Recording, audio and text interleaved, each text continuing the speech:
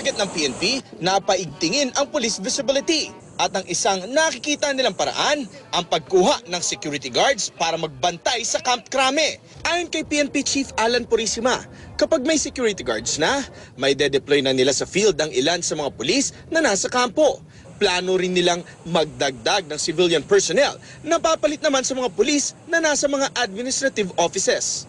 Makakatulong daw ang nadagdag na pulis sa field sa pagsugpok sa krimen. Nasa budget na po natin yan, nasa gaan natin ng 2014. So, i-implement na po natin yung pagkuha natin ng security guards para sa mga gates natin.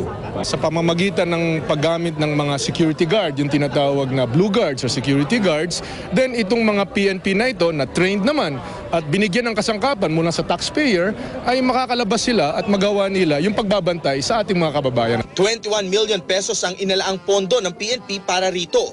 Pagtatiyak ng mga otoridad, kahit pa may makuha na silang mga gwardya, sasamahan pa rin sila ng ilang pulis sa pagbabantay.